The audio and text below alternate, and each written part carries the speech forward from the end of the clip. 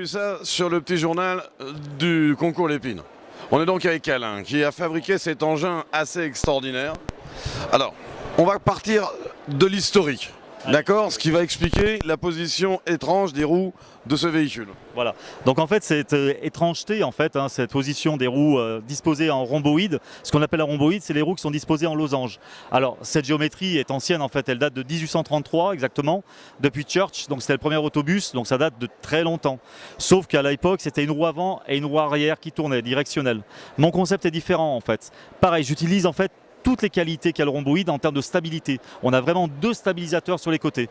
Et le principe, c'est d'avoir les trois roues directionnelles. C'est-à-dire que quand je tourne le guidon, en fait, les trois roues sont entraînées simultanément. Ça, c'est sa grande particularité. Ça, c'est ton invention à toi. Ça, c'est mon invention. C'est unique au monde. Ouais. Ça n'a jamais existé. Et c'est toute la différence, en fait. On retrouve la qualité du rhomboïde par rapport à sa stabilité, mais aussi son pouvoir directionnel avec les trois roues qui tournent en même temps. Bon, là, on est sur des véhicules qui font à peu près combien de chevaux? On a une idée? Donc là, c'est un véhicule qui n'est pas très puissant. Hein. On est à peu près entre 6 et 8 chevaux. L'idée, c'est que ce soit un véhicule soit destiné à tous. Donc ça veut dire qu'il y aura forcément des bons pilotes, mais aussi des moins bons pilotes. Ouais. Donc il ne faut pas que ça aille trop vite non plus. Hein. Mais par contre, il faut un outil stable, très stable et sécuritaire. Piste de kart. Piste de kart, essentiellement piste de kart. Est-ce que ça sera homologable sur la route un jour? Il n'y a aucune raison que ça ne le soit pas. En fait, le système est viable et sécuritaire. D'ailleurs, si vous voyez, en fait, il y a deux versions. En fait. Là, il y a la version qui est pour personnes dites valides, c'est le modèle qui est exposé. Et la deuxième version est une version en fait qui est très proche. C'est ce modèle qui est là. Voilà. Et ce modèle en fait n'a pas de selle. A simplement en fait un cadre avec un système de fixation. Et le principe, c'est que la personne à mobilité réduite, seule, et j'insiste bien sur le fait qu'elle soit seule, vient avec un fauteuil roulant.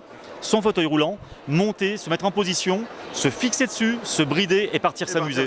Seul. Toute seule. Toute seule.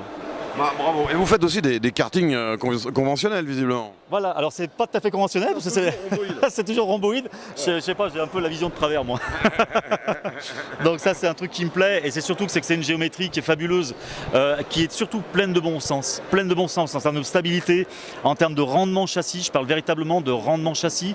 Le moteur respire à chaque fois. En plus on n'a pas le problème de la stabilité sur des roues un peu plus hautes et plus grandes. Quand on est en virage, de mettre un coup de volant, là ça tient la route quand même. Ça tient la route. Le meilleur exemple que je peux donner, c'est que tous les pilotes de sidecar, quand ils font du sidecar et quand ils sont du côté panier, le véhicule il est verrouillé au sol.